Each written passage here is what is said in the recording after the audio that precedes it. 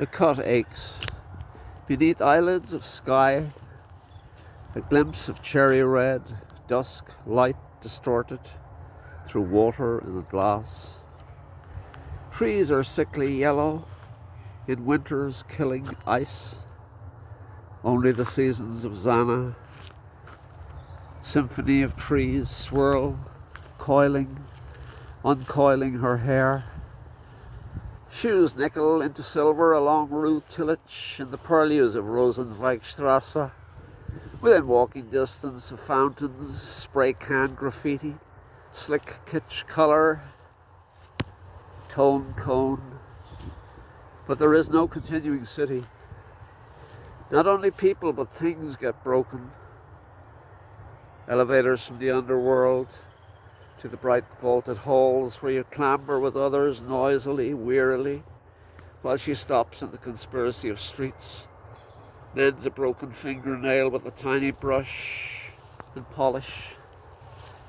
Twinned with each tree she passes through the park, blonde hair subsumed in pink blossom, blown like strawberry cotton candy, her laugh at playful songs of love, because for her it opens in the spectacle of 1,000 starlings flying, and her rowanberry lips open to smile in a sunbeam focus.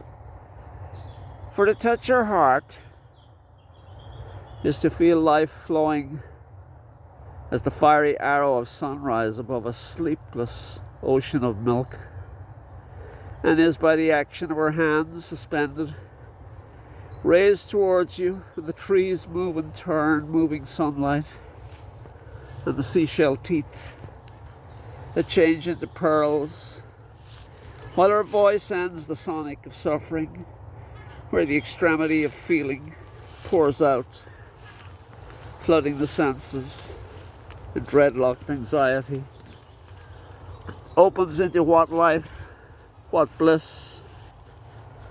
The photograph of the causeway of her diastemi smile against the breaking surf and rocks, where metaphysics lose out to the sensual, and she owns the heaving ocean and the jagged bedrock grotto that enshrines her cult. So you cannot think within this liquor of confusion, yielding to laughter. What is her smile? She will not answer every persistent question directly. She wants it now.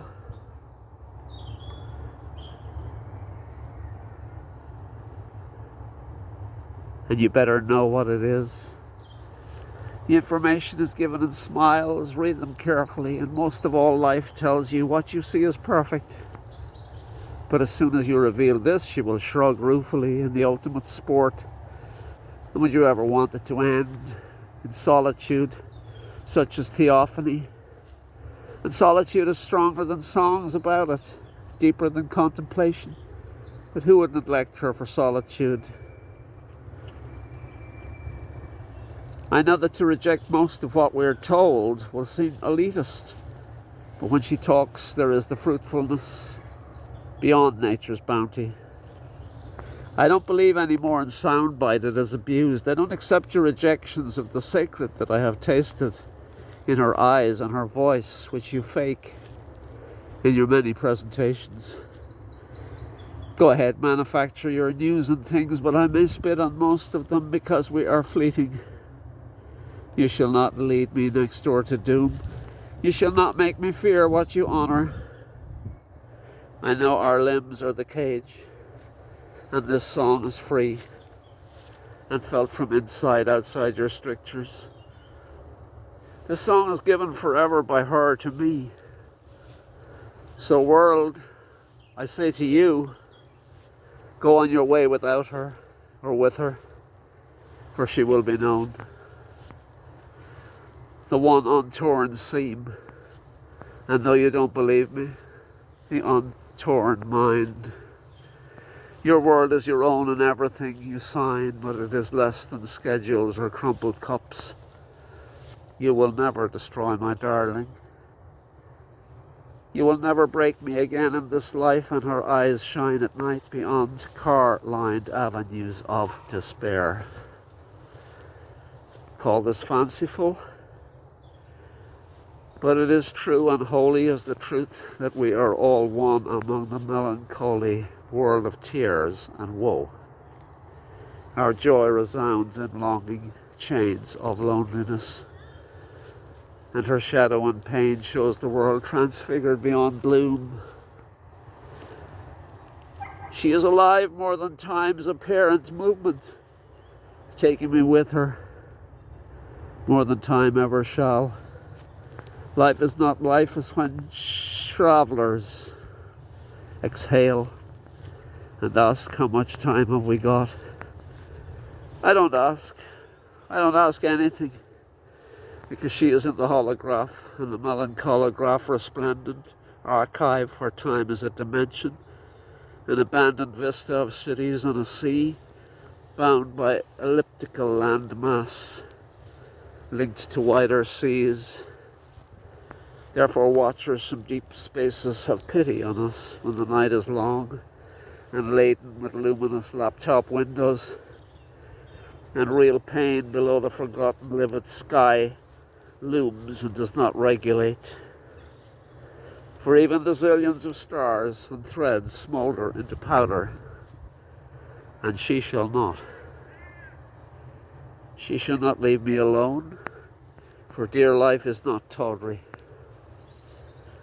and living is not a feather plucked for extinction, nor pain itself, longing and putrefaction of the blood in its own seascape towards vision, which renders the pigeons flying from the sea wall a visual quotation, and the herons on the deepest rocks looking out to sea, some salt-encrusted mural on a medieval ship. For if you have found the lost map, with her, the geography beyond the maelstrom, and with widening gaze accepted in formidable strength that we are weak, we are dying. We're cinders already clinker, less in sound than castanets. And when she turns to gaze into your eyes, urgent as the time of night in the airport throng, where lone purpose and intent, smoke rooms foggy with swirling glass, and the Ouroboros invisible, visible, orchestral melancholy trains,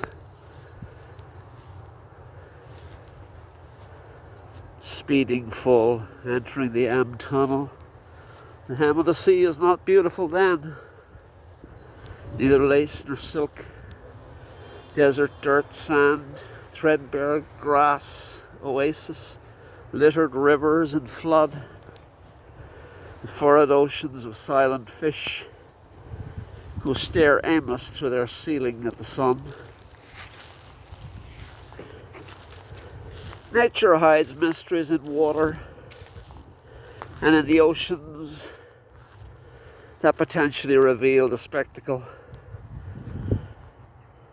insubstantial to the spectator, publicly watching in disbelief as mercurial moods, calm, crazy, hollow, displace and obliterate steadier modes of thought.